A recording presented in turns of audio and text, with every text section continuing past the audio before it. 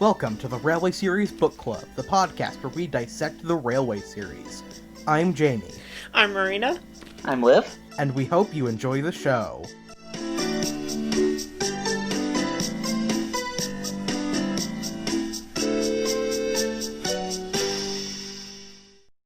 Hello everyone, and welcome to the Railway Series Book Club, the podcast where we dissect the Railway Series, like the opening said. I'm Jamie, I am your hostess for this evening.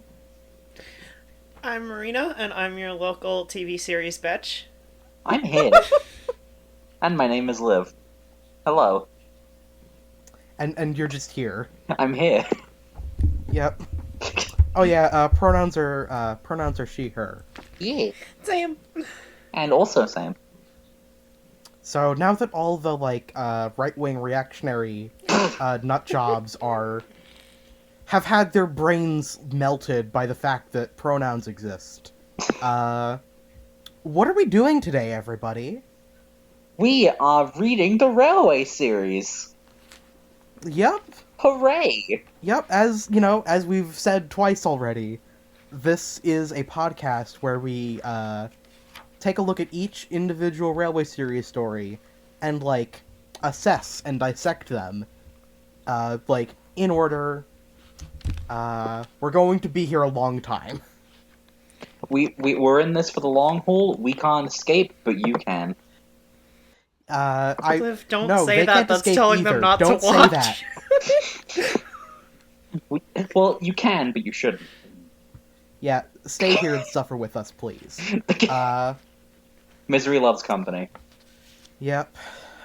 So, today, we are going to be looking at the very first Railway Series story from the book, The Three Railway Engines. Edward's Day Out. He's going out. Yeah, he shouldn't. Lockdown is still in place. Yeah, no, Edward has no regard for the safety of himself or others. God. He's one of those fucking boomers who just doesn't care about everyone's safety. Being honest, I feel like if anyone on the railway was an anti-masker, it would probably be Duke. That is a spicy take, and what's worse is I think you're right. Are we allowed to mention Duke, or are we gonna have to wait, 60 years worth of episodes? I feel like we should try our best to kind of, keep any outside I feel like we setting the ground rules for the podcast, I feel like we probably shouldn't be judging these stories based on, what's the word? I feel like we shouldn't be judging these stories based on, future information, because people reading the story in people reading these stories in 1945, they don't fucking know who Duke is. They don't know... They don't even know that Sodor exists yet. This could be anywhere on the mainland. I mean, yeah, but a person reading in 1945 wouldn't know about the 2020 coronavirus pandemic, so... Yeah. Is this in the episode, or are we cutting this? We'll cut a certain amount of it, I think. Enough for it to be... enough for it to, flow well, I guess. But we'll be sure to talk about all the retroactive continuity that Audrey adds in from his his letters to curious children and his big giant lore books he'll publish in the 80s. I thought you were gonna go somewhere very different with big giant, and I'm not gonna say where. I don't want to think about that. And yeah, that made me forget my snarky comment about the lore books. So. Well, I mean, that book is cool, but also just, there are certain problems with the retroactive continuity, which we will have to, discuss when we get there. But for the most part, we'll be judging these stories based on, the here and now, as opposed to based on any future content. We will be reading as if we read this the day it came out. I mean, I wouldn't say that, because we're still gonna, in this episode, we're probably going to have to reference, like, one or two pieces of retroactive continuity. This is true. But, you know... We will be reading as if it was in the late 80s. For the most part, we're going to, you know, judge this as it is, as opposed to with any, you know... Yeah. Future lore or future television series in mind. Yeah. I mean, I can't reference the TV series, 'cause... I mean, we can, if only to, like, you know, point out all the ways in which it, like, fails to capture certain elements, but, you know, we... I got certain elements better. I mean, what? Nothing. I didn't say that. Ooh. I mean, Okay. you're not wrong if you've ever seen any Christopher Audrey episode. Yeah, honestly, you know, we really did need Thomas to talk to Duck about how fish smell bad. This is really far ahead, but I've, like, looked in that story, and Duck doesn't get an actual line until, the second to last paragraph. Oh god! In the original Shades story. of things to come. Right. You know, if we survive long enough to get to the Christopher section of the series. Right. So, are we all ready to begin? Jamie, do you have an introduction you would like to give? Yes. So I feel like we should probably discuss the origins of this man who wrote these books real quick before we should dive into the indeed. story.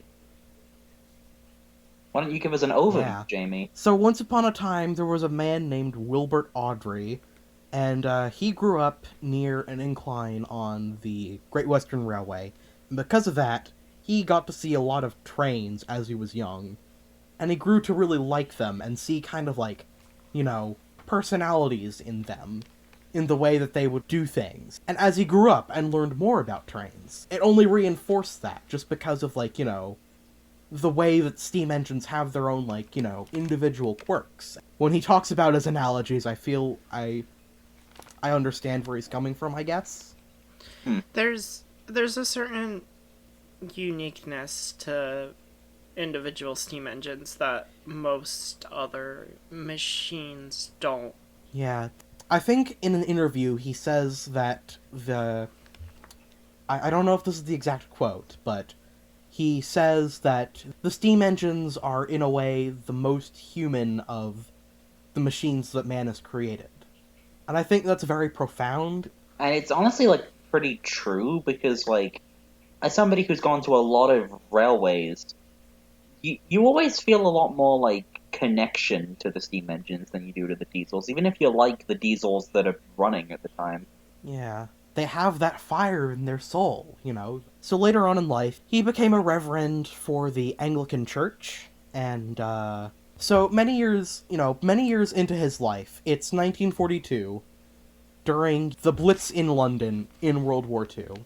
He has a 2-year-old son named Christopher, who is ill in bed with measles, and the only thing that Audrey can do to entertain him is to tell him stories about steam engines. So the first 3 stories in this book are some of the stories that Audrey would tell his son. This is a small thing. I find that interesting, because I don't know... Like, at least as a kid, my parents never came up with their own bedtime stories. They just read books. I think the story behind how these stories started getting initially told is that Audrey drew Christopher a little picture to go along with the down at the station rhyme. Like, you know, down at the station early in the morning, see the little engines all in a row. So he made, like, a drawing of all these, you know, engines in the, you know, all these steam engines waiting at the shed. You know, he gave the engines little faces, because, you know, that's cute. And he gave one of them a sad face. And Christopher was like, why is he sad? And Audrey was, you know, made up an explanation, which is that, you know, he's old and he hasn't gone out in a long time. And, you know, basically, because Christopher kept asking these questions about the engine, like, you know, what's the engine's name, you know, why is he sad, you know, stuff like that. That was what made this first story kind of, like, come into reality. Yeah. See, I- this story is very neat, I think, because as you're reading it, you can kind of see the gears turning in Audrey's brain as you're reading it. And it's a very simple story, but, it is...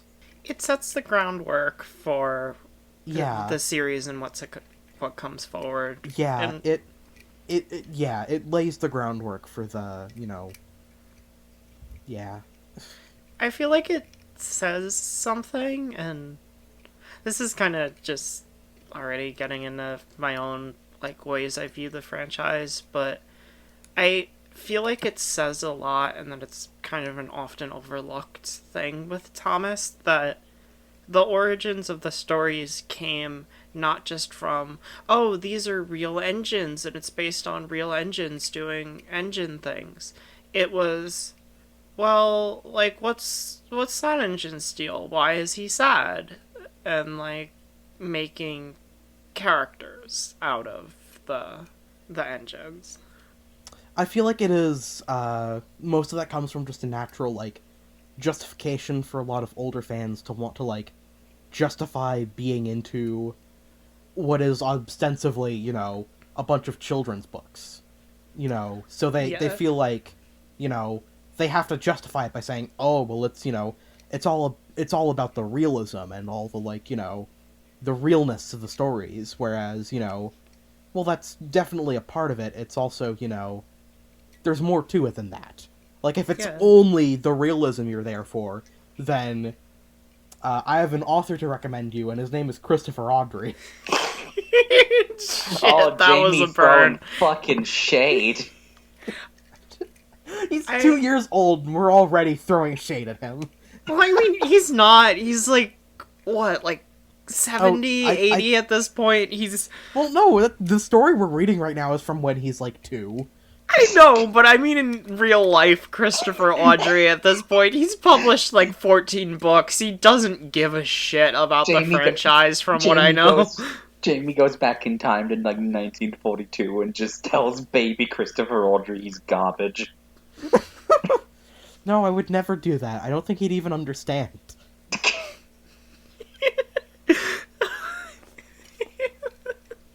Okay, I feel like we have severely derailed this. We're gonna begin reading Edward's Day Out now. So, what we're gonna do is I am going to, like, I'm gonna read a chunk of the story from the book I am reading out of, which, for the record, is the, like, the original edition of the Complete Collection book, which is, really good. I've had this since childhood. It's a great omnibus. It is also kind of falling apart, so I feel like I should probably pick up the new one. But yeah, we're gonna read through these stories, like, in, like, little, like, chunks, and then discuss the story as we go along. Yeah. Alright, so are we all ready to begin? I am indeed. Yes. Alright. Well then, let's begin Edward's Day Out. Once upon a time, there was a little engine called Edward. He lived in a shed with 5 other engines. They were all bigger than Edward and boasted about it. The driver won't choose you again, they said. He wants big, strong engines like us. Edward had not been out for a long time. He began to feel sad.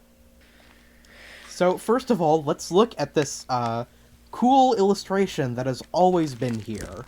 And The birth of Alfred. It's never been anywhere else. This illustration has, it's always looked like this.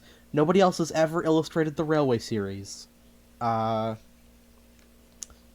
So, yeah, original images are This is amazing on a This level, is- on a certain level that I'm glad exist. this illustration features all our favorite characters: Edward, Gordon, Henry, the Red One, and the 2 assholes. Yeah. Don't you mean Alfred and Croven?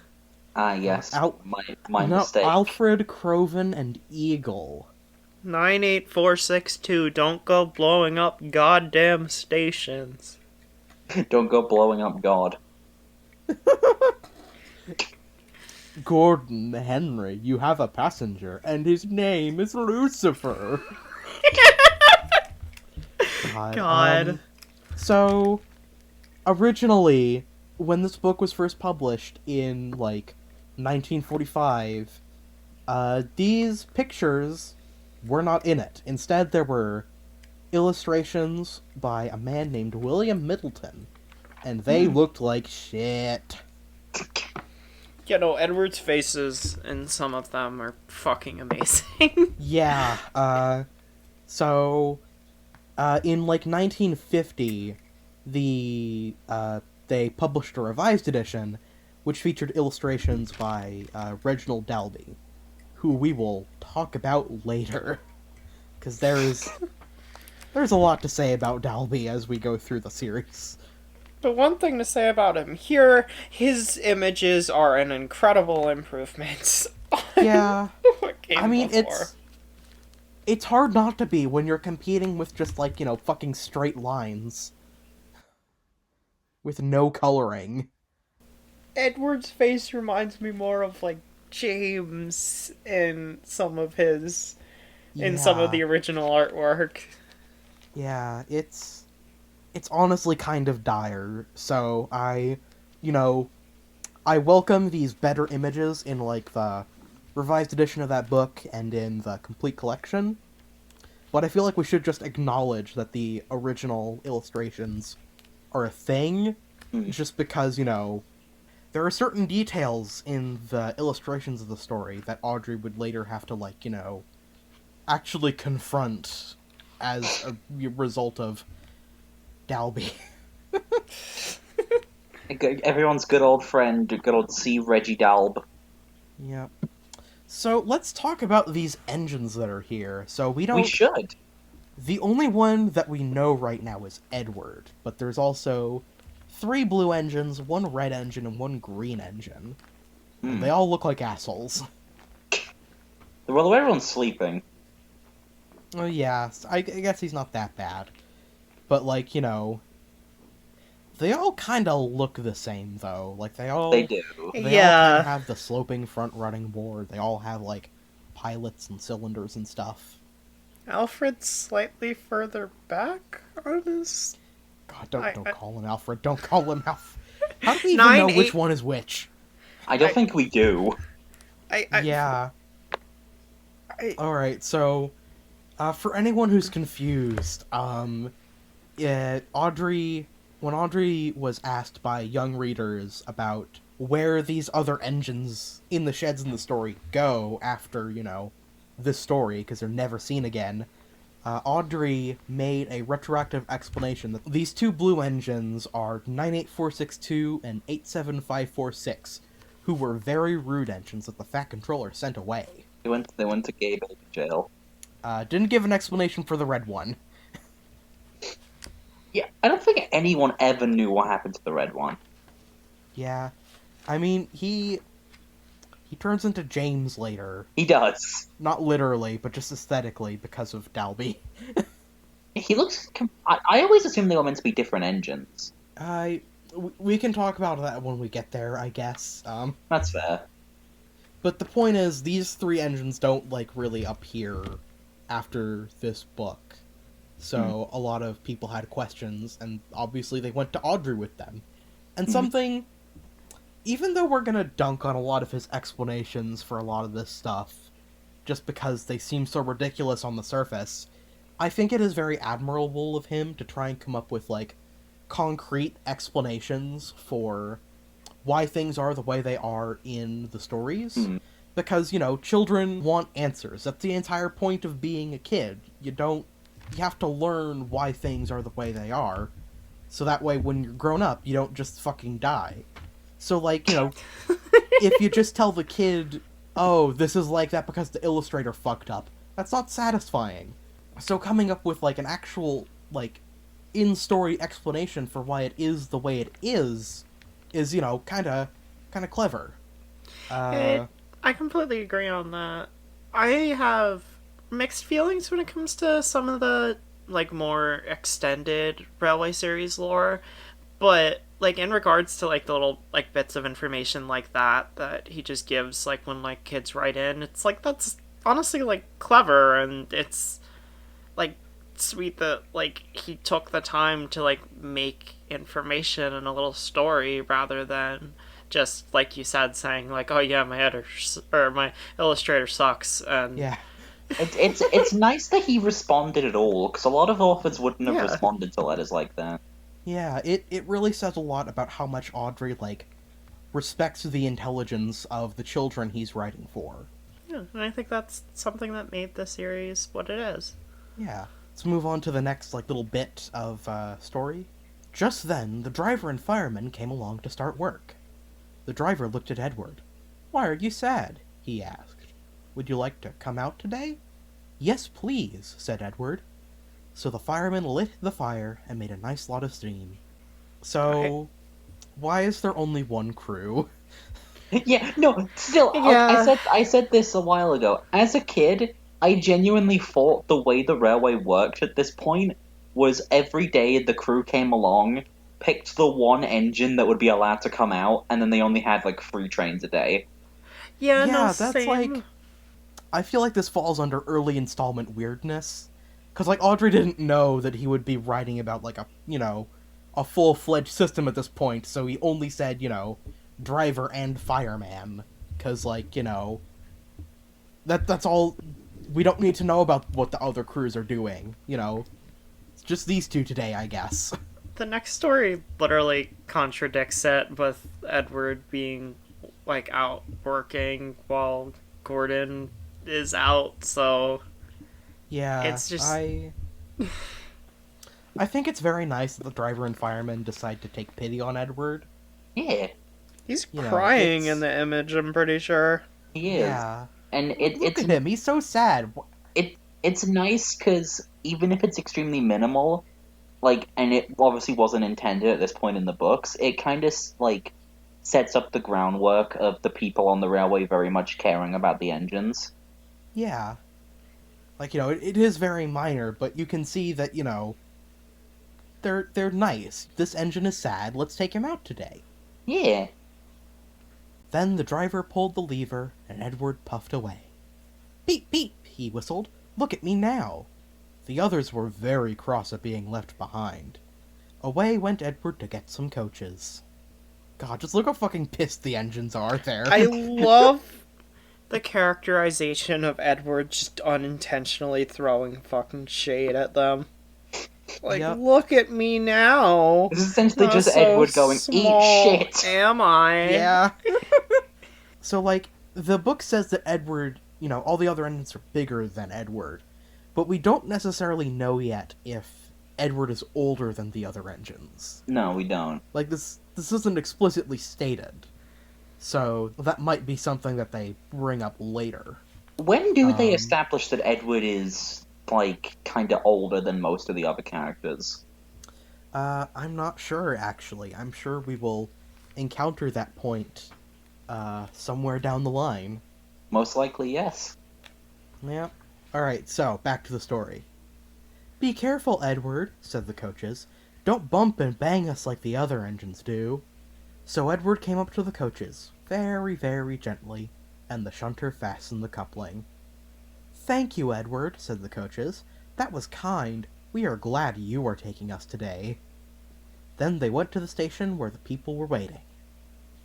So, we were talking earlier about, like, Audrey retcons, and there is a very specific one here in this image. This wasn't a problem in the original illustrated version, but when Dalby re-illustrated this story, he didn't put coupling hooks on the coaches that Edward backs up to. So Audrey made up an explanation that, one of the big engines bumped the coaches and made the coupling hook fall out, and that's why, later in the story, the guard is missing, because he just kind of, like, went out while they were fixing it. It kind of makes sense on a storyline point, but I feel like adding it in later just kind of makes it seem more contrived than it really is. Yeah. It's the kind of thing where it's like, if that was the intention, then why wasn't that the story? And it's like, obviously it's a little like bit thrown in later Well, as lore, and I just praised that. But well, it wasn't part of the original intention. He was, trying not to spoil the magic for a kid.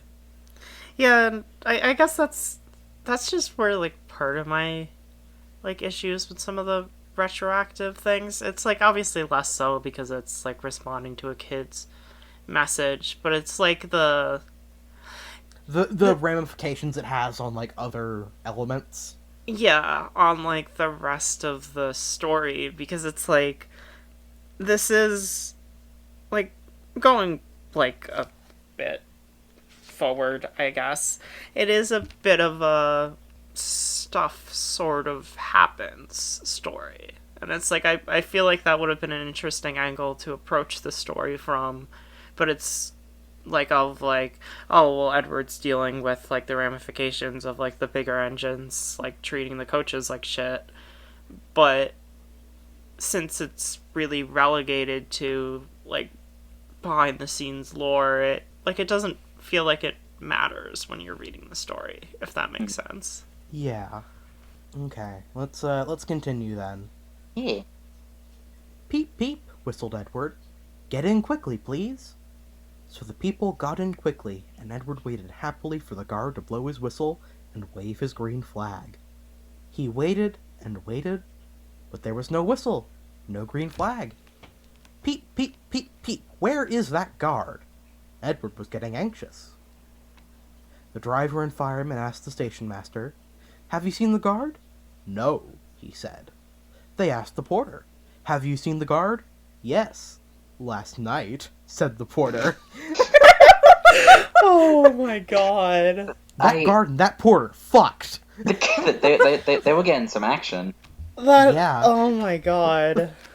I forget that line. It's pretty great. Like, obviously the intention of the line here is just that, it's not a helpful answer, just because, Yeah. Obviously that has no relevance on where he is today, but at the same time, like, the way it's written, it sounds like he's implying that they had some action last night. They enjoyed themselves together. Yeah. I support them. Same, I ship it. Okay. Edward was starting to get cross. Are we ever going to start? He said.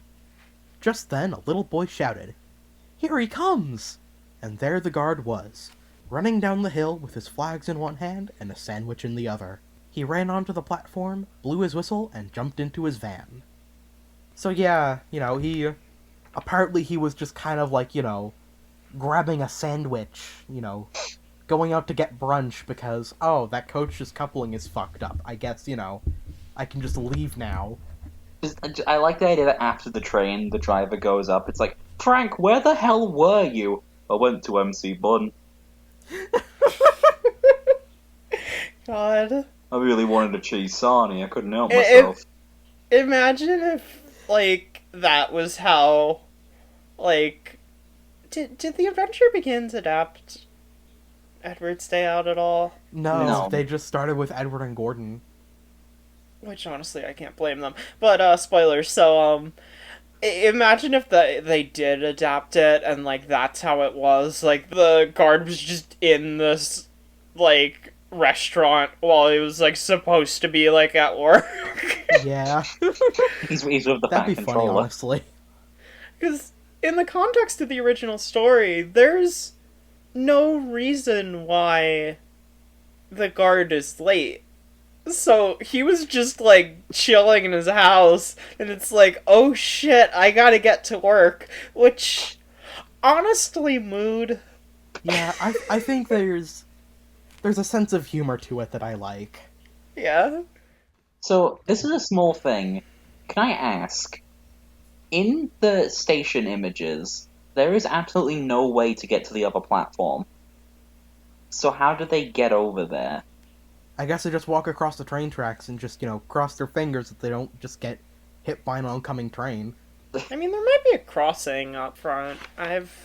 Or no, those stations don't have two sides, do they? Yeah. I was The gonna say station that- we're looking at eventually...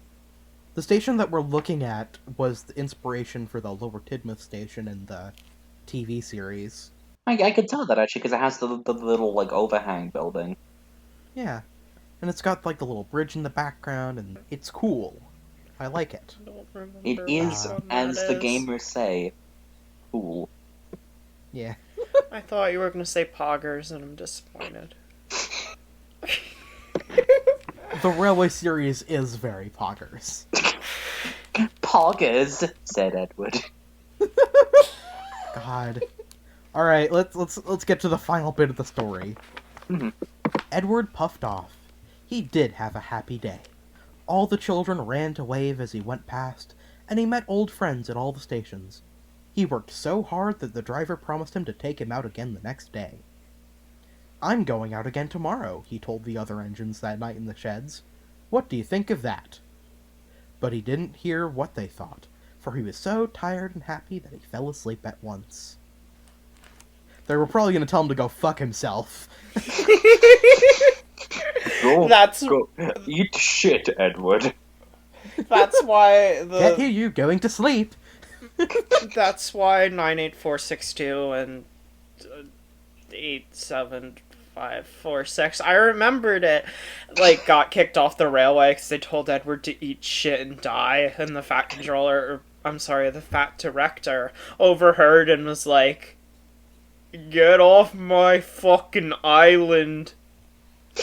No, see, Mark, we don't even know the Fat Director exists yet.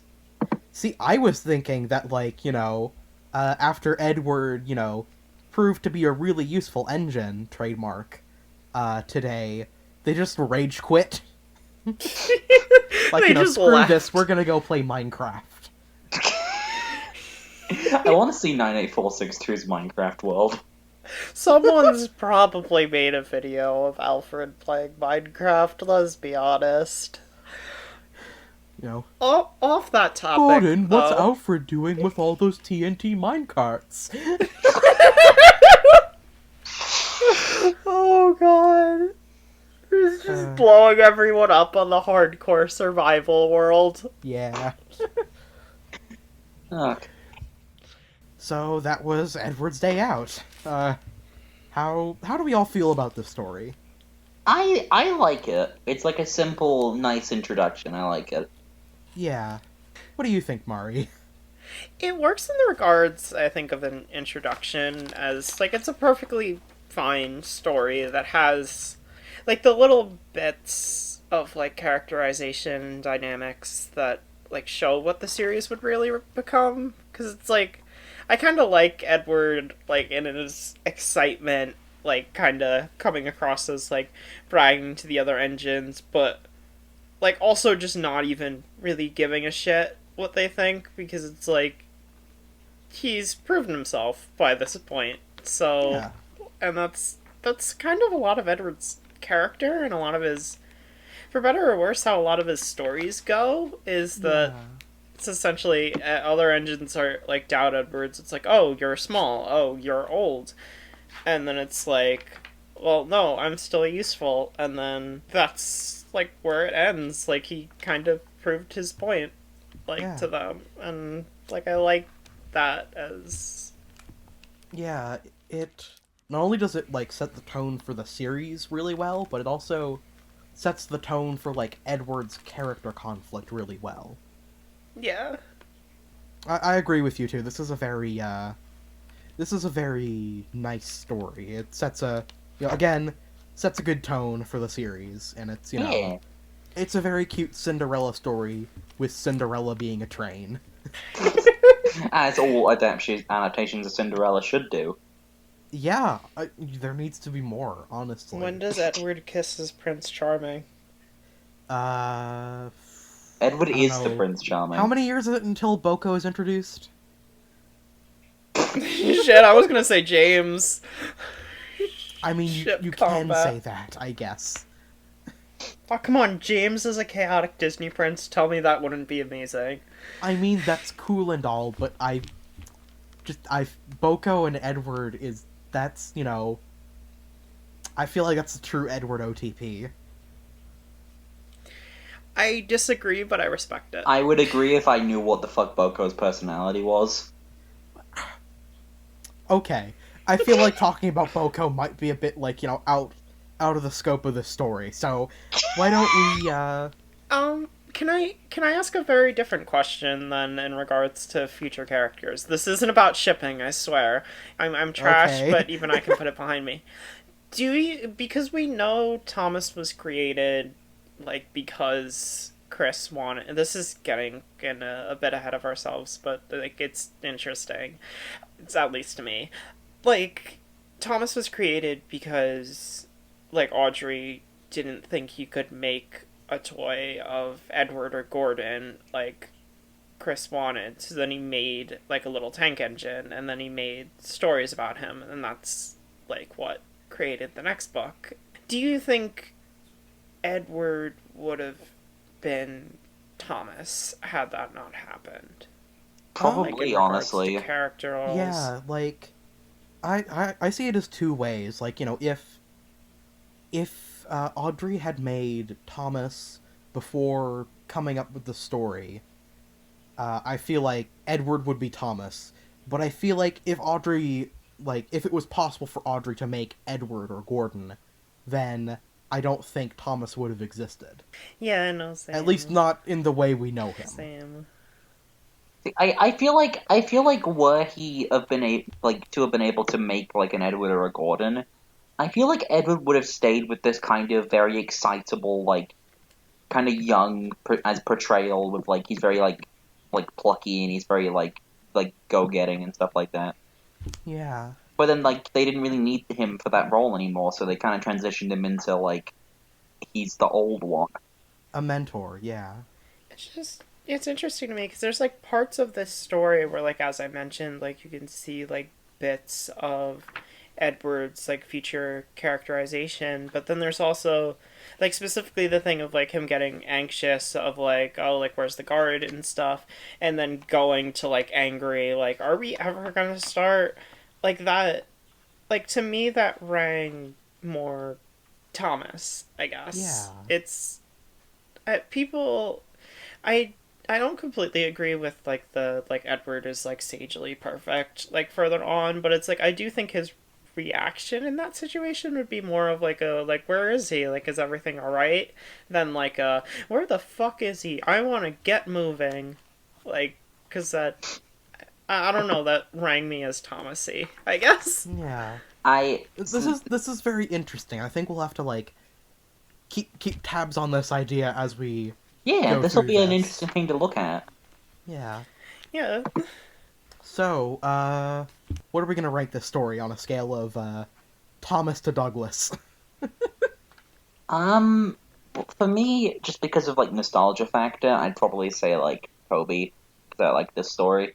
Okay. Honestly, for me, James, and that's mainly because it's the first story, or I'd kind of put it a bit lower because it's a bit of a nothing happens story. Like the Yeah, it is kind of basic like that, but at the same time, it like sets a baseline for the series, so you yeah. really can't rate it too low. So, Yeah, so that's why I wouldn't give it like a Henry or an Edward or anything. It sets the basis for what a Thomas story is, essentially. yeah, I feel the same way. I'll also give the story a James. So that's 2 Jameses and a Toby. Yeah. Which averages out to... That's like about a 6, I think. It's Okay. between a Percy and a James, so Yeah, it's... some kind of awful James Percy homunculus. It's 66% James and 34% Percy, so it'd be like James with Percy's face. So now that God. you all have that image in your head, you're James, welcome. please edit that into the video. Oh God, I don't know if I can. I don't. Oh God. Okay, well, with that wonderful image in our minds, I think that's a good point to wrap up today's episode. Yeah. Thanks for tuning in. Next time, we'll be taking a look at the second story in this book, Edward and Gordon. So, hope we're all excited to take a look at that. Mm-hmm. All right. Well. Thanks for watching, everyone. All right. Well, thank you for watching. I've been Jamie. I've been Marina. Sorry, I thought you were gonna go have been first. Liv. Make sure to like, comment, subscribe, favorite, add to playlist. Follow my Twitter account at Justin Bieber. Follow my Twitter account at Justin Bieber and my Instagram. Hit that bell icon so you can get instant notifications. Join our mailing list. Copy the link to this video and spam it in every Discord chat you're in. Put the link for this video through one of those like file to sound things, Like and a then you'll YouTube to MP3 converter. yes, and you'll actually get the embodiment or the collection of all the secret Railway series lore that Audrey didn't want you to know. But we have it, so we could easily share it with you. But we won't, could. because we want to cling on to our political power in the Thomas fandom structure. Please, Thomas is all I have. I don't have more of a life. Please edit this out. I don't want people to hate me more than they probably already do. Alright, I think it's time for us to end. Right, bye-bye. Bye, everybody. Bye, everyone.